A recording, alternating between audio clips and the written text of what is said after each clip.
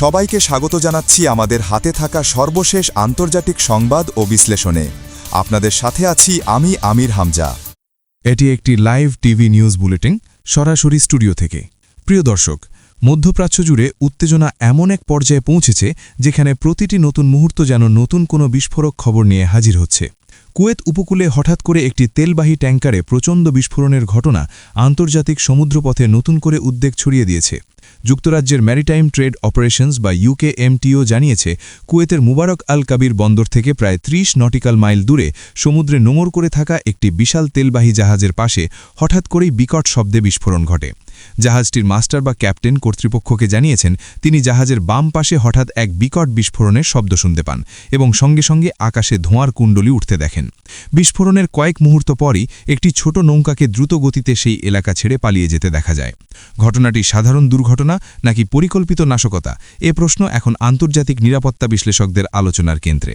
UKMTO আরও জানিয়েছে, বিস্ফোরণের ফলে ট্যাঙ্কারটির একটি কার্গো ট্যাঙ্ক ক্ষতিগ্রস্ত হয়েছে এবং সেখান থেকে সাগরের পানিতে তেল ছড়িয়ে পড়তে শুরু করেছে। এর ফলে পরিবেশগত বিপর্যয়ের আশঙ্কাও দেখা দিয়েছে। একই সঙ্গে জাহাজটির ভেতরে পানি ঢুকে পড়ার খবরও পাওয়া গেছে। তবে স্বস্তির বিষয় হল, জাহাজে থাকা সব ক্রু সদস্য এখন পর্যন্ত নিরাপদ আছেন বলে নিশ্চিত করা হয়েছে। তবুও আন্তর্জাতিক বাণিজ্যিক সমুদ্রপথে এই ধরনের বিস্ফোরণ নতুন করে নিরাপত্তা নিয়ে বড় প্রশ্ন তুলে দিয়েছে, কারণ মধ্যপ্রাচ্যের উত্তেজনাপূর্ণ পরিস্থিতিতে সমুদ্রপথে হামলার আশঙ্কা আগেও বহুবার দেখা গেছে। একই সময় মধ্যপ্রাচ্যের আরেকটি নাটকীয় ঘটনা সামনে এসেছে, যা সামরিক বিশ্লেষকদের মতে পুরো অঞ্চলের নিরাপত্তা পরিস্থিতিকে আরও জটিল করে তুলতে পারে।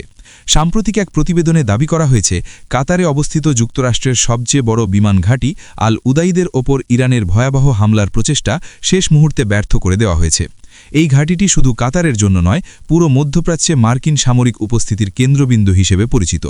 এখানে বর্তমানে প্রায় ১০,০০০ মার্কিন সেনা সদস্য অবস্থান করছেন এবং এখান থেকেই মধ্যপ্রাচ্যের বিভিন্ন সামরিক অভিযান পরিচালনা করা হয়।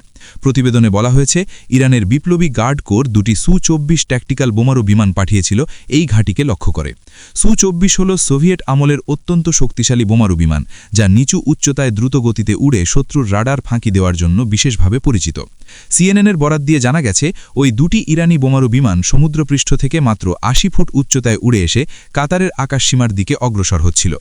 এত নিচু উচ্চতায় উড়ার কারণ ছিল শত্রুপক্ষের রাডার থেকে নিজেদের আড়াল করা। সামরিক সূত্র বলছে, বিমানগুলো তখন লক্ষ্যবস্তু থেকে মাত্র ২ মিনিট দূরে ছিল, অর্থাৎ যদি সেগুলো শনাক্ত না করা হতো তাহলে মুহূর্তের মধ্যেই মধ্যপ্রাচ্যের অন্যতম গুরুত্বপূর্ণ মার্কিন সামরিক ঘাঁটিতে বিধ্বংসী হামলা ঘটতে পারত। প্রত্যক্ষদর্শী এবং সামরিক আলোকচিত্রে দেখা গেছে, ওই বিমানগুলো ভারী বোমা এবং গাইডেড মিসাইলে সজ্জিত ছিল। কাতার বিমান বাহিনী তাদের রেডিও বার্তার মাধ্যমে বারবার সতর্ক করে বলেছিল যে তারা অবিলম্বে পথ পরিবর্তন করুক বা ফিরে যাক, কিন্তু ইরানের পক্ষ থেকে কোনো প্রতিক্রিয়া পাওয়া যায়নি। শেষ পর্যন্ত লক্ষ্যবস্তুতে পৌঁছানোর আগেই বিমানগুলোকে ভূপাতিত করা হয়েছে বলে দাবি করা হয়েছে। এই নাটকীয় ঘটনার পেছনে যে রাজনৈতিক উত্তেজনা কাজ করছে সেটি আরও গভীর, কারণ এই পুরো সংঘাতের সূত্রপাত হয়েছে একটি অত্যন্ত বিতর্কিত ঘটনার পর। ইসরায়েল এবং যুক্তরাষ্ট্রের যৌথ বিমান হামলায় ইরানের সর্বোচ্চ নেতা আয়াতুল্লাহ আলী খামেনির মৃত্যুর খবর ছড়িয়ে পড়ার পর থেকেই পরিস্থিতি বিস্ফোরক হয়ে ওঠে। ইরান এই ঘটনাকে সরাসরি যুদ্ধ ঘোষণা হিসেবে দেখেছে এবং প্রতিশোধ নেওয়ার ঘোষণা দিয়েছে। এরপর থেকেই মধ্যপ্রাচ্যের বিভিন্ন স্থানে মার্কিন সামরিক ঘাঁটি, জ্বালানি স্থাপনা এবং মিত্র দেশগুলোর নিরাপত্তা ব্যবস্থাকে লক্ষ্য করে একের পর এক হুমকি এবং হামলার চেষ্টা দেখা যাচ্ছে। প্রিয় দর্শক, পরিস্থিতিকে আরও জটিল করে তুলেছে আরেকটি গুরুত্বপূর্ণ তথ্য, যা আন্তর্জাতিক প্রতিরক্ষা বিশ্লেষকদের মধ্যে নতুন করে আলোড়ন তুলেছে। রাষ্ট্রবিজ্ঞান ও প্রতিরক্ষা বিশেষজ্ঞ ড. ব্রুস ই বেচটেল জুনিয়র দাবি করেছেন, ইরানের আন্তঃমহাদেশীয় ব্যালিস্টিক মিসাইল বা আইসিবিএম কর্মসূচির পেছনে রয়েছে উত্তর কোরিয়ার সরাসরি প্রযুক্তিগত সহায়তা। তার মতে, এই গোপন সামরিক সহযোগিতা বহু বছর ধরে চলছে এবং এখন এমন এক পর্যায়ে পৌঁছেছে যা যুক্তরাষ্ট্রের মূল ভূখণ্ডের নিরাপত্তার জন্য বড় হুমকি হয়ে দাঁড়াতে পারে। বিশ্লেষকদের মতে, এতদিন পশ্চিমা অনেক সংবাদ মাধ্যম দাবি করছিল যে ইরানের হাতে আইসিবিএম তৈরির মতো প্রযুক্তি নেই, কিন্তু বেচটেলের গবেষণা বলছে বাস্তব চিত্র সম্পূর্ণ ভিন্ন। তার গবেষণায় উল্লেখ করা হয়েছে, উত্তর কোরিয়া থেকে প্রায় ৮০ টন ওজনের রকেট বুস্টার গোপনে ইরানে পাচার করা হয়েছে, যা দূরপাল্লার ক্ষেপণাস্ত্র তৈরির মূল ভিত্তি হিসেবে কাজ করে। এই প্রযুক্তির সঙ্গে সম্পর্ক রয়েছে উত্তর কোরিয়ার বিখ্যাত হোয়াসং ১৫ ক্ষেপণাস্ত্রে। জানা গেছে, ২০১৩ সাল থেকেই উত্তর কোরিয়া ইরানকে এই ধরনের শক্তিশালী রকেট বুস্টার তৈরিতে সহায়তা করা শুরু করে। আরও বিস্ময়কর বিষয় হল, ২০১৫ সালে যখন বিশ্ব শক্তিগুলোর সঙ্গে ইরানের পারমাণবিক চুক্তি JCPOA JCPOA নিয়ে আলোচনা চলছিল তখনও গোপনে পিয়ংইয়াং থেকে তেহরানের রকেট প্রযুক্তির চালান পাঠানো হচ্ছিল অর্থাৎ আন্তর্জাতিক দূতনৈতিক আলোচনার আড়ালে ইরান তার ক্ষেপণাস্ত্র ক্ষমতা বাড়ানোর কাজ থামায়নি 2016 সালে মার্কিন ট্রেজারি বিভাগ উত্তর কোরিয়া এবং ইরানের বেশ কিছু ব্যক্তি এবং প্রতিষ্ঠানের ওপর নিষেধাজ্ঞা আরোপ করে তখনই প্রথম প্রকাশ্যে আসে যে এই দুই দেশের মধ্যে গোপনে ক্ষেপণাস্ত্র প্রযুক্তি বিনিময় চলছে উত্তর কোরিয়ার হোয়াসং 12 এবং হোয়াসং 15 ক্ষেপণাস্ত্রে ব্যবহৃত RD-250 ইঞ্জিনের নকশা অনুসরণ করে ইরান তাদের নিজস্ব সিস্টেম তৈরি করেছে বলে ধারণা করা হচ্ছে এই ধরনের ইঞ্জিন সমুদ্রপৃষ্ঠে প্রায় 80 টন থ্রাস্ট তৈরি করতে সক্ষম এর অর্থ হল একটি ক্ষেপণাস্ত্র প্রায় 8000 মাইল দূরের লক্ষ্যবস্তুতেও আঘাত হানতে পারে ডক্টর বেচটেলের গবেষণায় আরও দাবি করা হয়েছে উত্তর কোরিয়া শুধু প্রযুক্তি সরবরাহ করেই থেমে যায়নি তাদের বিশেষজ্ঞ দল নিয়মিত তেহরান সফর করেছে এবং ইরানের ক্ষেপণাস্ত্র প্রকল্পের সঙ্গে সরাসরি কাজ করেছে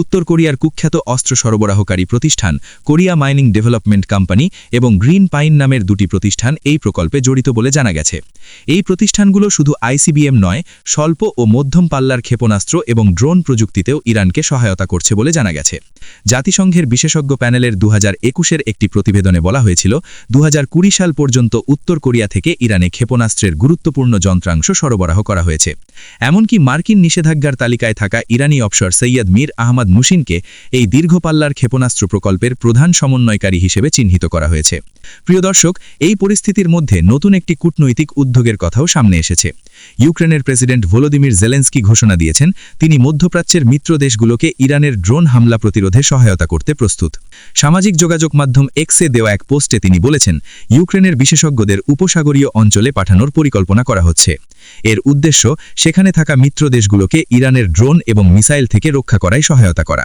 জেলেন্সকি জানিয়েছেন তিনি ইতিমধ্যে সংযুক্ত আরব আমিরাত কাতার জর্ডান এবং বাহরিনের নেতাদের সঙ্গে এ বিষয়ে আলোচনা করেছেন তবে তিনি স্পষ্ট করে বলেছেন এই সহায়তা এমনভাবে পরিকল্পনা করা হবে যাতে ইউক্রেনের নিজস্ব প্রতিরক্ষা ব্যবস্থায় কোনো দুর্বলতা সৃষ্টি না হয় এদিকে মার্কিন প্রেসিডেন্ট ডোনাল্ড ট্রাম্পও একটি বিস্ফোরক মন্তব্য করেছেন যা আন্তর্জাতিক রাজনীতিতে নতুন করে আলোচনা জন্ম দিয়েছে তিনি ইঙ্গিত দিয়েছেন যে ইরানের পরবর্তী নেতারাও চলমান সংঘাতের মধ্যে নিহত হতে পারেন এক বক্তব্যে তিনি বলেন ইরানের নেতৃত্ব খুব দ্রুত কমে যাচ্ছে এবং যেই নেতা হতে চায় শেষ পর্যন্ত তাকে মৃত অবস্থায় পাওয়া যাচ্ছে ট্রাম্প দাবি করেছেন বর্তমান পরিস্থিতিতে যুক্তরাষ্ট্র অত্যন্ত শক্ত অবস্থানে রয়েছে এবং দেশের সামরিক শক্তি বিশ্বের মধ্যে সবচেয়ে শক্তিশালী এমনকি তিনি মজা করে বলেন যদি তাকে 10-এর মধ্যে নম্বর দিতে বলা হয় তাহলে তিনি যুক্তরাষ্ট্রের সামরিক শক্তিকে প্রায় 15 দেবেন প্রিয় দর্শক এই ছিল এই মুহূর্ত পর্যন্ত সবচেয়ে গুরুত্বপূর্ণ খবরগুলো পরিস্থিতি দ্রুত বদলাচ্ছে নতুন তথ্য আসছে প্রতিনিয়ত আমরা নজর রাখছি প্রতিটি আপডেটের উপর আরও বিস্তারিত খবর নিয়ে আমরা আবারও ফিরব